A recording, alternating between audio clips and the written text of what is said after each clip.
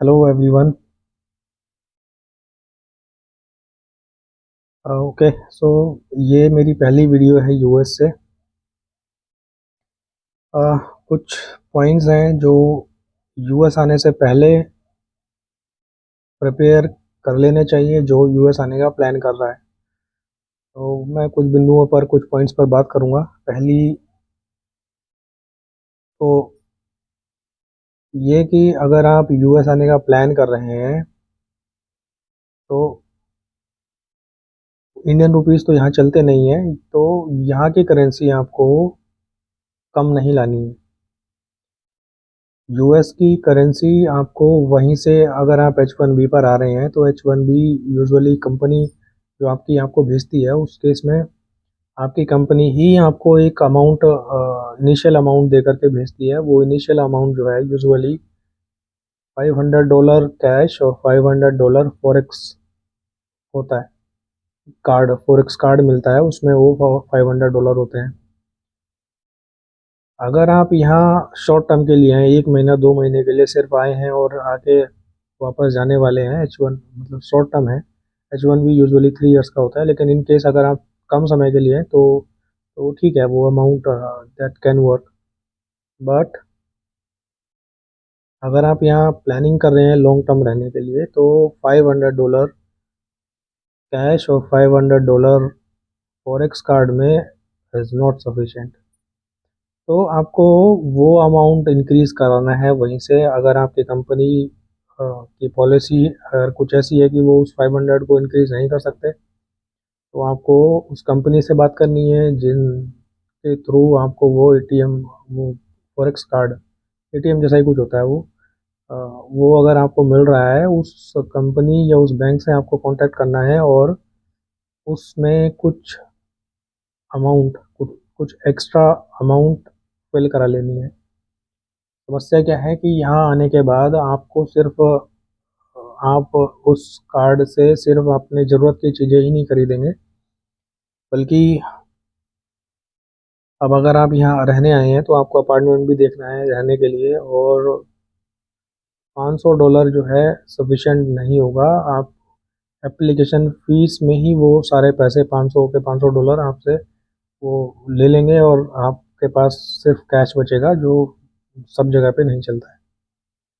बहुत सारी ऐसी जगह हैं चल जाता है, मतलब बहुत सारी ऐसी जगह है कि कैश जो है नहीं चल पाता है, नहीं लोग प्रीफर करते हैं यहाँ, तो थोड़ा प्रॉब्लम हो सकती है। तो फॉरेक्स कार्ड में सफिशिएंट अमाउंट हो, 2-2,500 $3,000 के आसपास अगर हो तो ज़्यादा बेटर है। तो ये मेरा पहला पॉइंट है। बिना यूएस करेंसी के आप यहाँ सरवाइव नहीं कर पाएंगे, आप एक बड़ी प्रॉब्लम में आ सकते हैं। आपकी कंपनी आपको लिमिटेड पीरियड के लिए ही रिसोर्सेज प्रोवाइड कराती है, उसके बाद आपको खुद से ही आपको अपनी ही, जो आपके पास जो करेंसी है, जो पैसे हैं, उसी से काम चलाना पड़ता है। तो एक पॉइंट ये था। दूसरा पॉइंट ये है कि इंडिया में आने से पहले ही आपको क्या करना है, आईडीपी बना लेना है। आईडीपी का मतलब होता है इंटरनेशनल ड्राइविंग परमिट। तो वो आपको अपने लोकल, जो भी आपका आरटीओ ऑफिस है, यूजुअली ऑनलाइन होता है इसका प्रोसीजर। आप अपने अपने जो जिस स्टेट में है उस स्टेट की अपनी एक आरटीओ की वेबसाइट होती है, उस सेंट्रल वेबसाइट होती है एक, उसके थ्रू आप अपनी स्टेट की आरटीओ ऑफिस की वेबसाइट पे जा करके इंटरनेशनल ड्राइविंग परमिट के लिए अप्लाई कर सकते हैं। एक कुछ फीस वो लोग लेते हैं, वो फीस सबमिट कीजिए और 2-4 दिन में आपको वो आईडीपी एक A4 साइज में प्रिंट करके आपको आईडीपी दे देते हैं। आईडीपी के आईडीपी के बिना आपको यहाँ कार नहीं मिलने वाली है, और बिना कार के आप यहाँ बिना कार के आप जो है आपको अपार्टमेंट सर्च करना है या कहीं ग्रोसरी स्टोर जाना है या कुछ भी है, तो यहाँ पब्लिक ट्रांसपोर्ट इतना है नहीं, और उबर और जो इस तरह की सर्विसेज होती हैं वो बहुत कॉस्टली हैं। जब तक आपकी कंपनी ने आपको ये सर्विसेज दे रखी हैं तब तक ठीक है, उसके बाद आपको खुद से ही वो पे करना होता है, तो वो बहुत कॉस्टली है। तो एक ये चीज़ है कि आपको आईडीपी बना करके ही आना है। बिना आईडीपी के आपको यहाँ कार आप नहीं चला पाएंगे। और उसके बिना आप जो है अपार्टमेंट ढूंढने में आपको दिक्कत होगी बिना कार के, और बहुत सारी चीज़ों के लिए प्रॉब्लम होगी, तो इसलिए आईडीपी ज़रूर बना कर आएँ। तीसरा पॉइंट है आपका स्टे।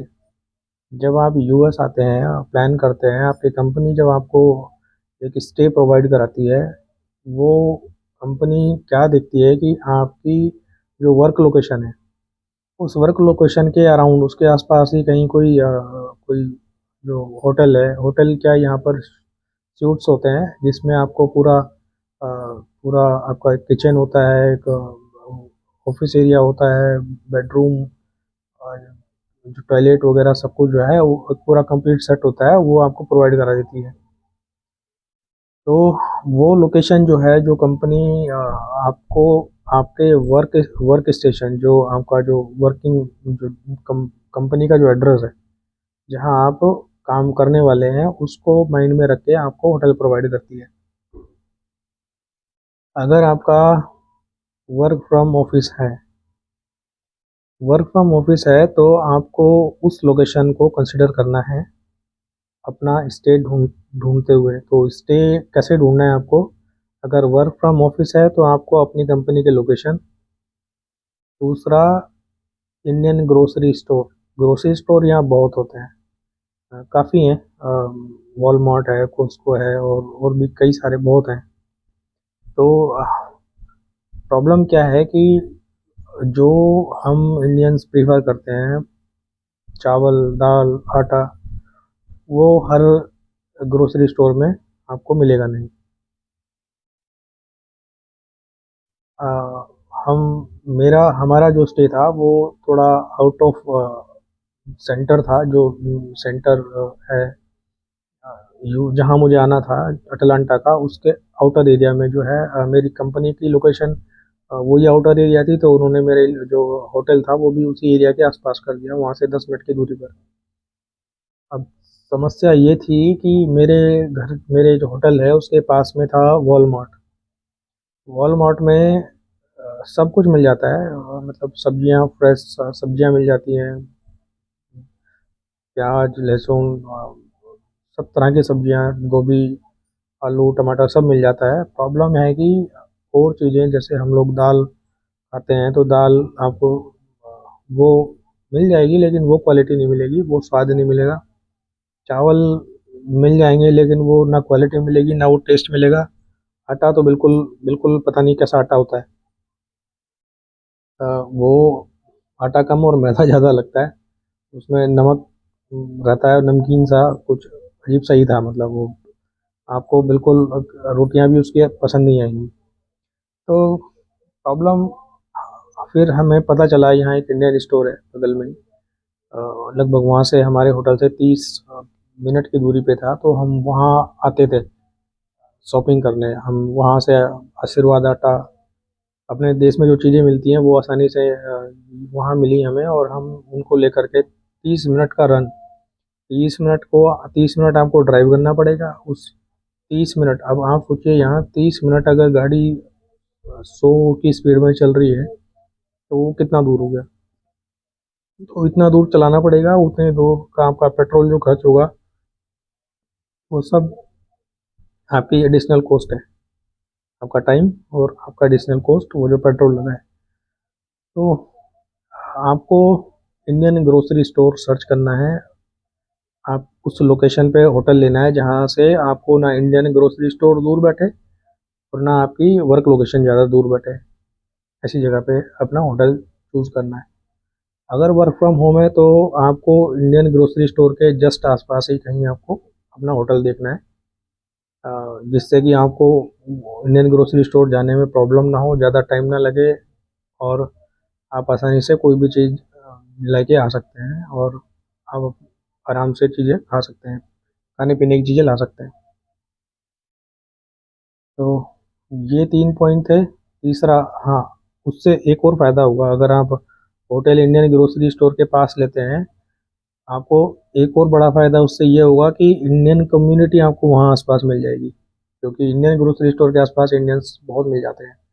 बहुत रहते हैं, तो वो आपको जब आप उस स्टोर में जाएंगे तो आपको बहुत इंडियन मिलते हैं वहाँ। सब इंडियंस घूमते रहते हैं, जो खरीदारी करने आते हैं, शॉपिंग करने आते हैं, वो सब मैक्सिमम इंडियन होते हैं।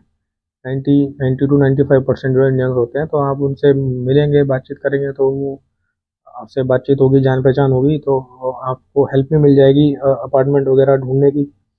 और इंडियन कम्युनिटी मिल जाएगी आसपास ही कहीं। अ, तो एक ये सबसे बड़ा फ़ायदा है। एक चीज़ और, अगर आपके साथ किड्स हैं, बच्चे हैं, स्कूलिंग अगर वो करेंगे यहाँ पर, तो यहाँ क्या होता है कि